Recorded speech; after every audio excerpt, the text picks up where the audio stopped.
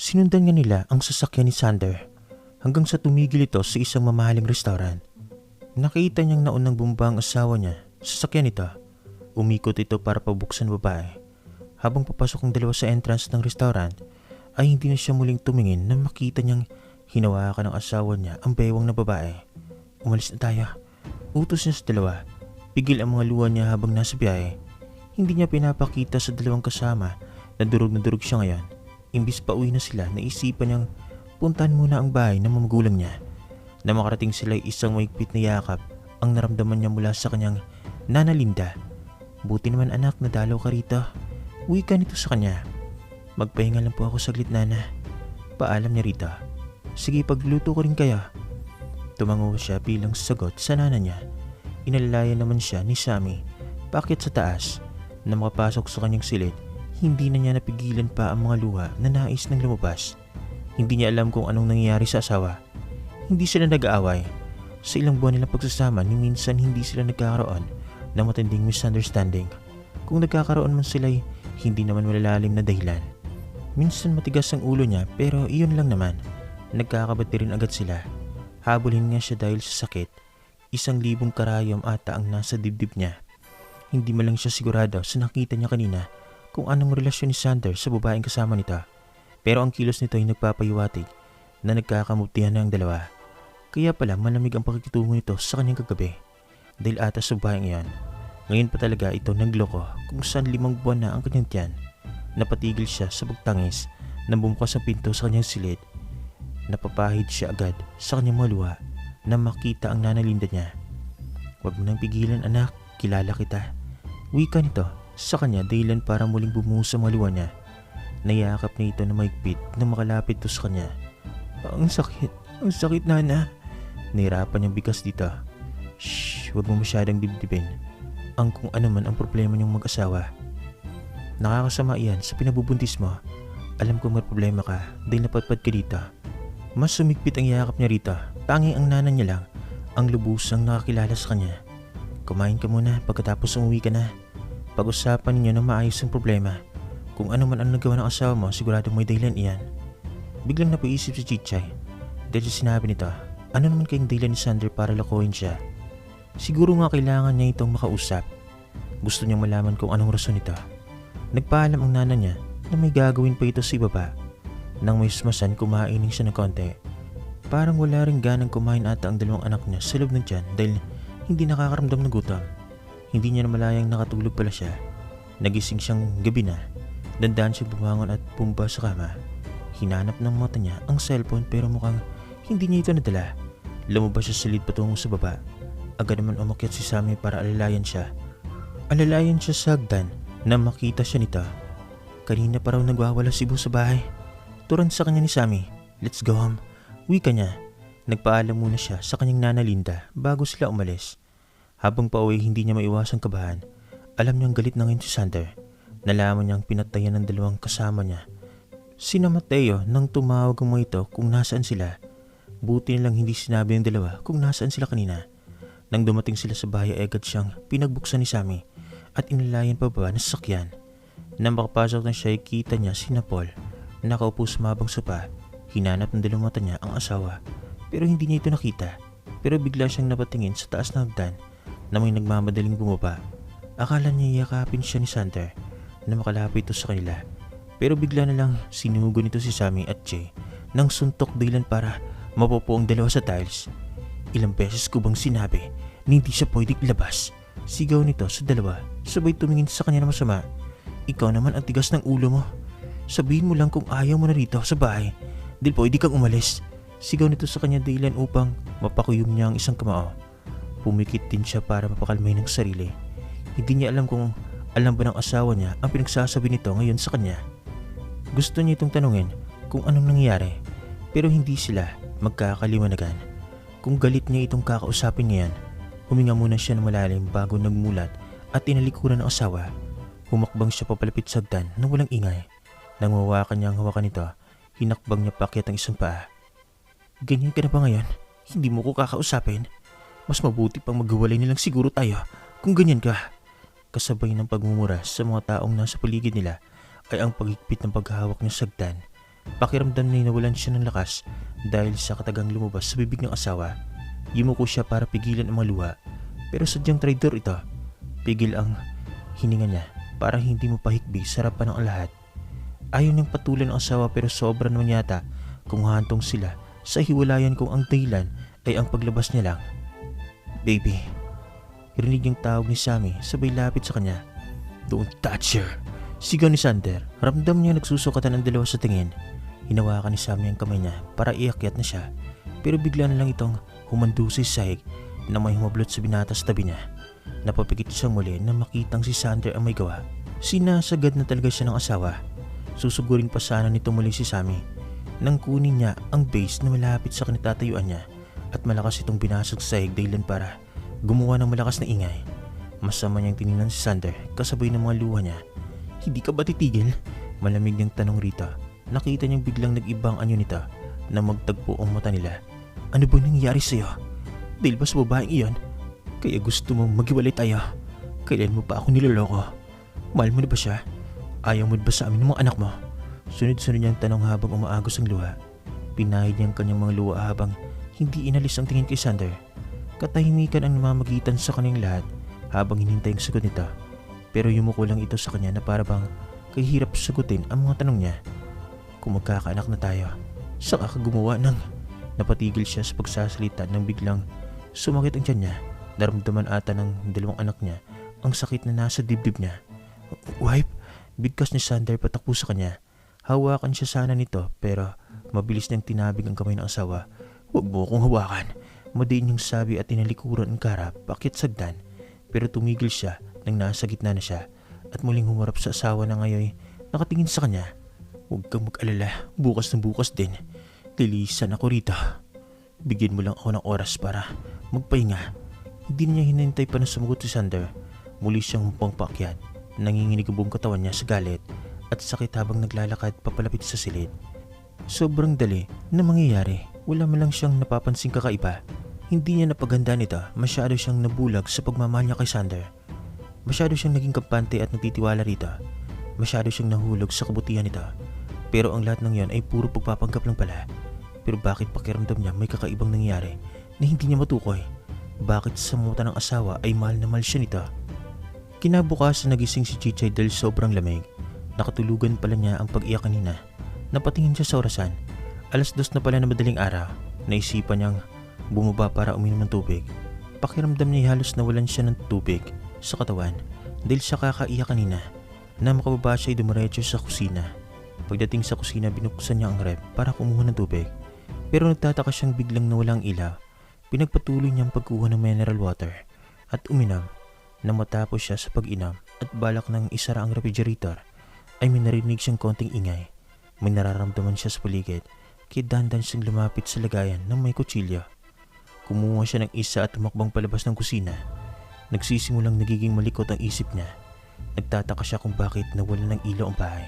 Sa ilang buwan niyang paninirahan rito ay ngayon pa lang niya nasaksiyan ang mawalan ito ng kuryente.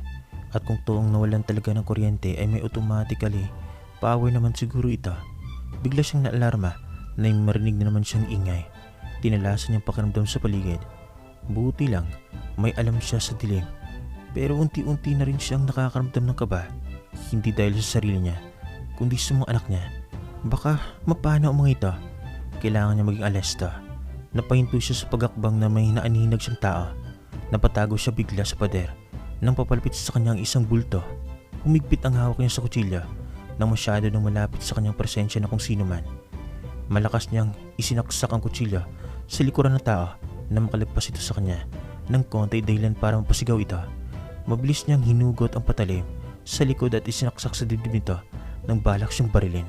Kasabay na pagtumba nito sa sahig ay siya namang pagbalik ng ilaw. Habulin nga siyang nakatingin sa taong humandusay sa sahig. Naka-overall black suit ito. Napatitig siya sa wala ng buhay na tao.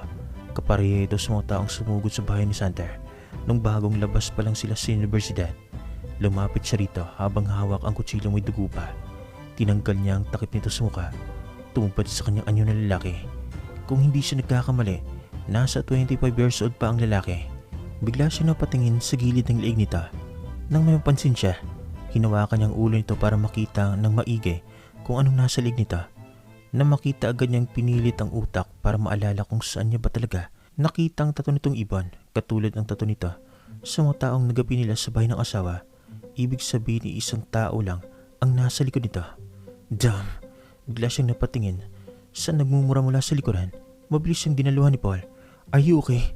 Tanong ito sa kanya. Napatango siya rito bilang sagot. Bigla itong napatayo at kinuha ang cellphone nito sa bulsa. Tom is not answering. Inis itong wika. Oh my goodness. Sabay silang napalingon sa taong papalapit sa kanila. What happened? Tanong ni Alvin. Sander not answering his phone. Wika ni Paul kay Alvin. Ngayon lang pumasok sa isip ni Chichay na si Sander pala ang gustong tawagan ni Paul. Wala pala ito sa bahay ngayon. Umalis na naman ito kung kailan may nakakapasok na naman sa bahay nila. Napapahigpit ang hawak niya sa patalim nang maisip niyang wala na nga ata itong pakialam sa kanya. Pigil na naman ang luha niyang maalala muling ginawa nito sa kanya. Dandaan siyang mukbang patungo sa kitchen. Sam, where are you going? Tanong ni Paul. Hinugasan niyang isang kamay na may dugo at kutsilyo. Nang matapos na abutan niya pa sina Paul at ang dalawang taong ipinasok ang bangkay sa malaking bag. Nang makarating siya malapit sa living room, dinaanan niya lang ang mga ito. Muli siyang umakyat sa taas para kunin ang cellphone niya. Magpapasundo na lang siya ngayon sa mga tauhan. Nang makarating sa silid, agad siyang tumawag sa sundo niya. Konting damit lang ang pinasok niya sa traveling bag. Nagpalit muna siyang damit bago lumabas ng silid, bit-bit ang gamit. Ayaw niya mang gawin ito pero ang asawa niya na mismo ang sumuko sa kanila. Nagtatakang mga anyo ng binata ang bumungot sa kanya habang pababa siya nagdan. Sam, kilala ko si Sander. Sigurado kaming may dahilan siya bakit niya iyon nagawa. Wika ni Paul. Tingnan niyang binata mata sa mata. Hindi niya ito sinagot. Kahit ano pa mang dahilan ng asawa niya, wala na siyang pakialam. Labis na siya nitong sinaktan. Bigla siyang napatingin sa kanyang cellphone na may mensaheng dumating. Binasa niyang laman. Nasa labas na raw ang sundo niya. Humakbang siya palabas ng bahay na wala nang lingon-lingon pa. Nang tuluyang makalabas, agad siyang sumakay. Habang nasa biyahe, bumuhos muli ang mga luha niya. Hindi pa rin nawawala ang sakit sa dibdib niya. Mas nadagdagan pa nga ang sakit. Sa bahay tayo ng lola. Utos niya sa driver. Tumango naman ito. Isang oras ang biyahe bago nakarating sa lugar kung saan wala masyadong nakakaalam. Nang makapasok siya sa loob ng bahay, agad siyang umpo sa sopa at pumikit. Napagod ata siya at wala siya masyadong tulog dahil sa nangyari. Nang malaman ni Sarah ang nangyari sa kaibigan, ay agad silang pumunta sa bahay nito kasama ang kuya Alex niya. Nabuhutan nilang tahimik sina Alvin, Paul, Jay at Joshua. What happened? Tanong ni Alex. Sam, leaving. Sagot ni Jay. Where's Sander? Tanong niya. Umalis siya kagabi matapos nilang magsagutan ni Sam at hindi namin siya makontak. Wika ni Alvin. Dali-daling kinuha ni Sarah kanyang cellphone para tawagan si Sam. Pero nakailang dial na siya sa number nito. Pero out of coverage ang linya ng kaibigan. Nakakaramdam na siya ng kaba at pag-aalala dahil buntis ito. Kuya, saan natin hanapin si Sam? Nag-alala niyang tanong sa kapatid. Don't worry, we will find her. Sagot ni Alex. Pupuntahan ko ang bahay ng mga Fernandez. Wika ni Jay. Bakit? Tanong ni Alvin. Doon kami kahapon bago kami umuwi kagabi. What? Bakit hindi mo sinabi kagabi? Kilala mo si Sander pa nagiging tigre iyon. Hindi nakikinig ni naman. Sige, kami ang pupunta kina David. Sabat ni Joshua. What's going on here? Sabay silang napatingin sa pinanggalingan ng boses. Nakakunot nung anyo ni Sander ang nakita nila. Naikuyom ni Sarah ang isang kamao. Gusto niyang sugurin si Sander dahil sa ginawa nito sa kaibigan niya. Tinignan niyang itsura nito, parang kulang ito sa tulog at magulo ang buhok nito. Napatingin din siya sa likuran nito. Ganun din ang itsura ni Mateo. Let's talk. Wika ni Paul, sabay tayo at tinalikuran sila. Sumunod naman si Sander at Mateo dito. Sila na may lumabas ng bahay para hanapin ang kaibigan. Magkasama sila ni Joshua pumunta sa bahay ng kapatid ni Sam, kung saan sila namalagi noon. Pero nung makarating sila, tanging mga bantay at guard lang ang nabutan nila. Dahil wala ang magkakapatid. Nasa ibang bansa daw mga ito. Tumawag din si Jay at wala rin daw doon ang kaibigan. Nagtataka siya kung bakit pumunta si Sam sa bahay ng mga Fernandez. Kanoanan ng mga Fernandez ang kaibigan niya. Love, are you okay? Biglang tanong ni Joshua habang nagmamaneho. Tumingin siya rito at umiti. I'm fine. Hindi lang mawala sa isip ko ang sinabi ni Jay kanina. Sagot niya, about what? Tungkol sa pagpunta nila sa bahay ng mga Fernandez kasama si Sam. Huwag mo nang isipin yan. Baka isinama lang niya na Jay si Sam na pumunta roon. Hindi siya kumibo. Baka nga tama ito, isinama lang nilang kaibigan. Pero bakit pakaramdam niya may ibang dahilan? Bigla siyang nagulat nang hinawakan ni Joshua ang kamay niya at dinala sa labi nito. Napapangiti siya sa ginawa ng binata. Isang buwan nang nagkakamutihan sila. hindi bilang kaibigan kundi bilang magkasintahan. Signagot niya na rin ito nung galing siya sa ika-4 na pagpapa-ultrasound sa tiyan ni Sam. Humanda ka. Biglang sabi ni Joshua Daylan para kumunot ng noon niya. Bakit? May sumusunod sa atin. Bigla siyang napatingin sa kanilang likuran. Nanlaki ang mata niyang makitang isang itim na sasakyan na sumusunod nga sa kanila. Bigla siyang napahigpit ang hawak sa kamay ni Joshua. Nang umalog na malakas ang sinasakyan nila. Jam! Rinig niyang murang Joshua. Are you okay, love? Tanong ito sa kanya. Tumango siya rito habang napapikit. Medyo nahilo siya sa impact. Mukhang binanggang sasakyan nila sa likuran. Sobrang lakas na ng kaba niya sa dibdib. Ano naman ba ang nangyayari? Bakit may humabol sa atin? Kinakabahan niyang tanong. Samantala sa kabilang banda naman halos magwala na naman si Sander sa galit na makita niya sa CCTV kung saan nakaharap ang asawa niya, ang isang lalaking langas na pasukin ang bahay nila. Halos mawalan siya ng lakas sa laging pagsuntok sa pader. Pakiramdam niya wala siyang silbi ng tao. Buti pang asawa niya nagawa nitong ipagtanggol ang sarili kahit buntis ito. Pero siya ito walang nagawa kundi saktan ang babaeng pinakamamahal niya. Nakita niya rin ang pag-alis nito sa tahanan nila. At ngayon walang nakakaalam kung saan ito napunta dahil lang sobra niyang pag-aalala ngayon rito. Alam niyang nakita siya kapon ng asawa na may kasamang babae. Ang babaeng dahilan kung bakit nangyari ito lahat ngayon. Halos madurog ang puso niya kagabay na makitang lumuluwang asawa niya dahil sa pagiging mahina niya. Pero wala siyang pagpipilian. Kailangan niya itong ilayo sa kanya para sa kaligtasan nito at sa mga anak niya. Hindi niya mapapatawad ang sarili kung may mangyaring masama sa mag-iina niya. Ramdam niyang galit ito sa kanya ngayon. Hindi niya alam kung kailan matatapos ang lahat ng ito. Pero sisiguraduhin niyang malayo sa panganib ang mag-iina niya. What? Bigla siyang napatingin kay Alex na may kausap ito sa cellphone. Naglakad itong papalapit sa kanila na hindi maipintang anyo. What's wrong? Tanong ni Paul. Sarah and Joshua is danger. Sagot nito sa kanila bago nagmamadaling lumabas sa pribadong silid. Nagkatinginan silang tatlo dahil sa narinig. Kinuha niya ang cellphone sa bulsa at tiningnan ang location ni Joshua. Nang malaman ang location ng kaibigan, ay mabilis niyang tinawagan ang mga tauhan nila na salubungin sila Joshua at tulungan. Napayuko si Sarah nang pinagpuputukan na sila ng baril mula sa likuran. Napaiyak na rin siya sa sobrang takot. Pakiramdam niya katapusan na nila ngayong araw. Mabilis namang nagmamaneho si Joshua. Palagi niya itong naririnig na nagmumura sa tuwing pinapuputukan sila. Buti nilang tented ang sakyan nito. Tinawagan na rin ito ang Kuya Alex niya na tulungan sila. Ilang minutos lang naghahabulan sa daan nang biglang nagpagewang-gewang ang sakyan nila. Napapikit siya na makita na babangga sila sa isang poste. Naramdaman niyang may umakap sa kanya bago siya nawala ng malay. Labis ang kabang naramdaman ni Alex nang maabutan niyang umuusok ang sakyan ni Joshua na bumangga sa poste. Nagmamadali siyang lumapit sa ambulansya na makita ang kapatid na isasakay dito. Nakahinga siya na maluwag na makitang walang sugat ang kapatid, pero napatingin siya kay Joshua. Maraming dugo ang nasa damit nito at wala ring malay. Ito ang napuruhan sa pagkakabangga nila. Sinundan niya ang ambulansya nang umalis na ito. Pagdating sa ospital agad namang inaasikaso naman doktor ang kapatid niya at ang kaibigan. Napatingin siya kina Mateo na paparating sa kanaroonan niya. Kamusta sila? Tanong ni Jane na makalapit ito sa kanya. I'm still waiting. Sagot niya. Nang lumabas ang doktor ay agad nilang tinanong ang lagay ng dalawa. Laking pasalamat lang nila na hindi masyadong napuruhan ng dalawa, pero dahil sa impact ng pagkakabangga ay nawalan sila ng malay. May sugat sa Joshua pero hindi naman gaano kalalim. Sander wants to talk us. Basag sa katahimikan ni Jay habang binababa ang cellphone nito mula sa tenga. Kinabukasan maagang nagising si Chichay para maglakad-lakad sa labas. Medyo nagiging okay na rin pakiramdam niya. Hindi siya pwedeng ma-stress dahil may 2 sanggol siyang dinadala ngayon. Napapikit siya nang maramdaman ang malamig na hangin dumadaan sa kanya. Isang tahimik na lugar ang bahay ng lola niya. May mga kapitbahay naman pero ilang metro ang layo. Nang makaramdam siya ng pagod ay agad siyang bumalik sa bahay. Dumiretso siya sa kitchen nila para magluto ng agahan niya. Pero bubukas niya sa rep ay walang laman iyon. Sinunod niyang buksan ay ang cabinet sa taas ng lababo pero tanging noodles lang ang laman. Nakalimutan niya pang maglagay ng mga pagkain. Niluto na lang niya ang noodles at iyon ang ginawa niyang almusal. Matapos niyang kumain umakyat siya sa taas para kunin ang cellphone. Nang makita ito agad niya binuksan ang power. Ino-off niya kasi ito para wala muna magugulo sa kanya. Nang tuluyang mabuksan sunod-sunod ng mga mensaheng pumasok, hindi niya muna tinignan ang mga mensahe. Tinawagan niya muna ang taong nag-attach sa kanya rito. Kahapon, para dalan siya ng groceries. Matapos niyang tumawag nilapag niya ang cellphone sa kama. Kumuha siya ng tuwalya para maligo pero Nakailang hakbang pa lang siya nang marinig niyang tumunog ang cellphone niya. Hindi niya ito pinansin, tuluyan siyang pumasok at naligo.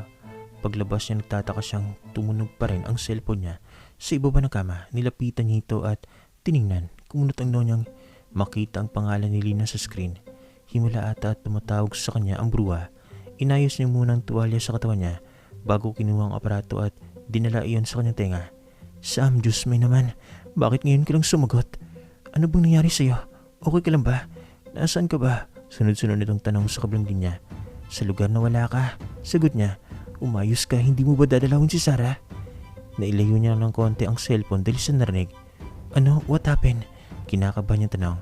Hinahanap kanila kahapon pero nang pauwi na sila may humabol daw sa kanila. Kinawalan sila ng preno kaya ayun nabangga sa poste ang sinasakyan nila. Naikuyom niyang kamao dahil sa narinig. How Sarah? Tanong niya. Medyo okay na siya ngayon pero si Joshua hindi pa rin nagigising. Matapos nila mag-uusap ni Lina, tinawagan niya ang isang tao para puntahan ang ospital kung saan ang dalawang kaibigan niya. Mukhang hindi ata siya magtatagal rito dahil sa mga kaibigan. Nagdududa siya sa mga nangyari. Akala niya na mawala si Mr. Chu, wala na magugulo sa kanila. Pero mukha atang lumalala ngayon. Nang lumabas sa university, napalaban sila sa bahay ni Sander. Ikalawa nangyari kay Sander na bigla na lang itong nag-iba ng pakikitungo sa kanya. Ikatlo ang taong pumasok kahapon ng madaling araw. Ikaapat ang nangyari kina Sarah at Joshua. At hindi rin malabong may nangyayari ng di maganda pero hindi ito sinasabi sa kanya. Masamang kutob niya sa mga nangyari. Imposible ring kalaban ng mga kapatid niya ang nanggugulo sa mga ito dahil sa kanya ito dapat maningil. Pinikit niya ang mga mata para pakalmin ang sarili. Mababaliw ata siya sa kakaisip sa mga nangyari. At kung anong susunod mangyari, abangan niya sa susunod na bahagi ng ating kwento.